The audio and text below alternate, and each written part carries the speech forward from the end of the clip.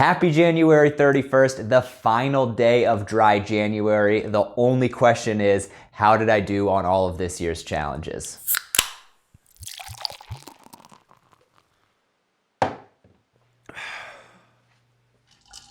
Cheers, y'all. How's it going? Happy January 31st, the final day of dry January. I wanted to do one final check-in just to go over how I did on all of the challenges that I set for myself throughout this month. But before I jump into that, a quick announcement. If you tuned in for the Dry January Challenge last year, you know I did a live happy hour on February 1st to celebrate the end of the dry month. I will be doing the same thing this year, but I am especially excited because I got a little care package with some Lagunitas beer in it, some specialty Lagunitas beer in it, as well as some other goodies. I'm actually not entirely sure what all is in the box, but I will be opening that during the live happy hour on February 1st. The beer itself didn't get sent to me from Lagunitas, but actually, if you can see the label here, this sugar company, Dulce Sugar, it is an all-natural, unrefined sugar company that brewed this beer in collaboration with Lagunitas. So they sent me some of their unrefined sugar beer. It is a strong ale brewed with the whole cane sugar. I am incredibly excited to be trying this specialty beer, but even more excited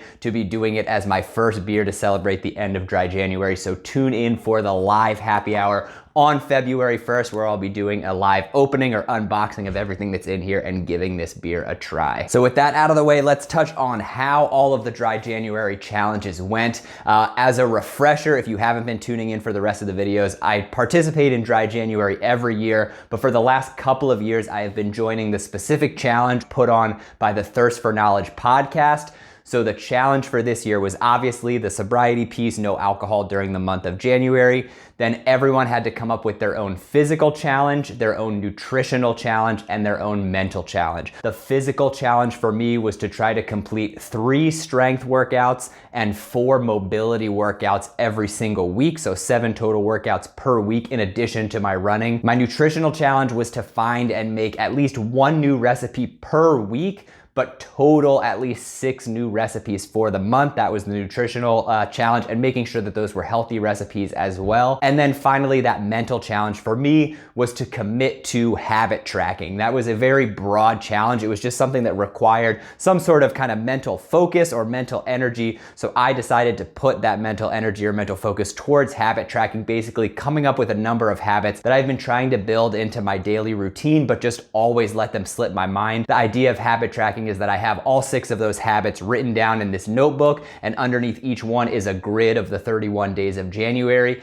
And at the end of every day, I just kind of go through and check off which ones that I completed. The idea being that it just helps you remember to do those things. Even just the act of putting the focus into logging those habits makes it a little bit easier to recall those things during your day-to-day routine. So I'll just go through each challenge one by one to let you know how I did. Starting with the no alcohol part, the main focus of the Dry January Challenge. It has gone great so far. I'm filming this on the 30th, so I still have about 2 days left, but I have no fear that I'm gonna make it through with no alcohol. I will say this was the first year that I succumbed to pressure and decided to try some non-alcoholic beers. Usually I try not to include those as part of Dry January, just because for me, Dry January is about breaking the habit of like the normal times when I would reach for a beer. And I know that even though the non-alcoholic beers don't have alcohol, it's still the flavor. So it's still kind of like feeding that habit in the scenarios where I feel like I really want a beer. I'm quenching that thirst with a non-alcoholic beer. So it's not really breaking the habit, even though the alcohol is not there. But what was different this year was that I am a huge Tennessee Titans fan. They were having an incredible season. They were the first seed going into the playoffs.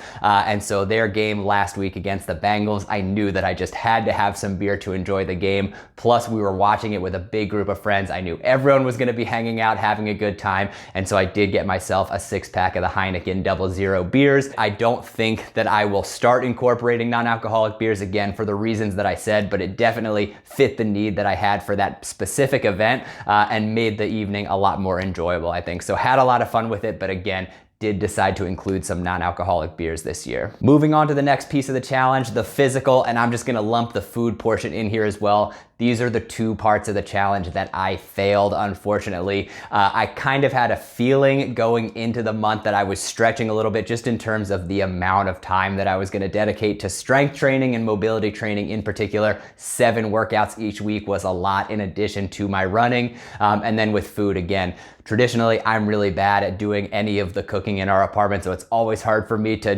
just have the forethought to look up the recipes, look up what I wanna make and prepare for those meals. So again, I knew these were gonna be particularly challenging, and I did fall off towards the end of January. Had a great start to the month, but then unfortunately let it slip. Literally let it slip with the physical pieces. A couple weeks ago, I had a nasty fall in our apartment, really banged up my knee. Most of the strength workouts and mobility workouts I've been doing involve like lunges in a kneeling position, and just with how sore my leg was, I was just like, you know what, I'm just gonna let it go. I've been keeping up with these really well. I'm keeping the main idea of the challenge, but I did let those workouts slip a little bit. Missed a couple days right after I had that fall, and then after that, once it was already lost, I was like, you know what, I'm gonna try to keep up with it, but I already missed that challenge, so I'm just gonna do the minimum that I have to. So unfortunately, didn't quite hit the goals that I had set myself in the physical and nutritional challenges for Dry January, but still did substantially more strength and mobility training, especially mobility training, than I normally would in addition to my running. So very, very happy to have built that in, and I'm hoping that these are habits that will continue, because I've gotten into a really good routine of doing some long hold stretching and mobility work at night when we're just sitting and watching TV in the evenings,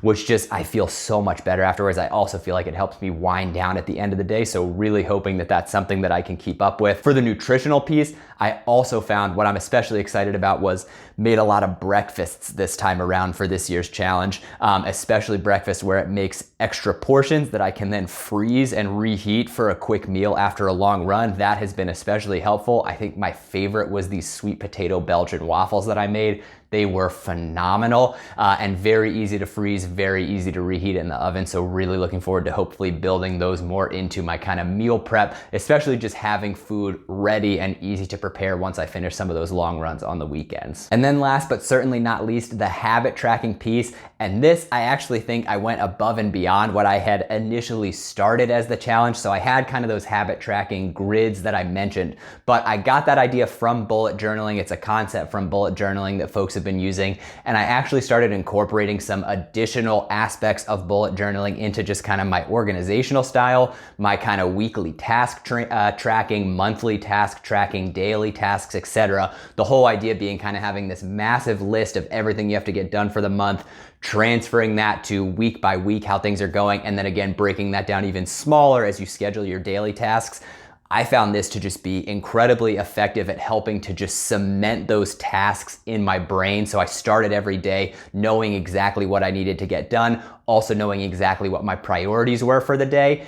And then at the end of every day, looking at what I didn't accomplish or things that I hadn't scheduled from my larger lists, and was able to transfer those over to the next day, again, prioritizing. It was just really nice to start and end each day, kind of looking at these lists and again, arranging those priorities and just securing those things in my head so it was easier to keep track of multiple projects, things going on with YouTube, with my social media stuff, with work, with other things going on. It just made it so much easier to organize all of those projects and stay on task in a much more efficient manner, in addition to the habit tracking as well, which was the initial idea behind this Dry January challenge. So super, super excited about the addition of the mental challenge for this year's Dry January. Had a lot of fun with it, and I definitely foresee this as something that I'm gonna continue to incorporate into my routine. Like I said, this is the first just organizational system that I have found to be super, super effective just for my kind of learning style or my visualization style. And it just found something like,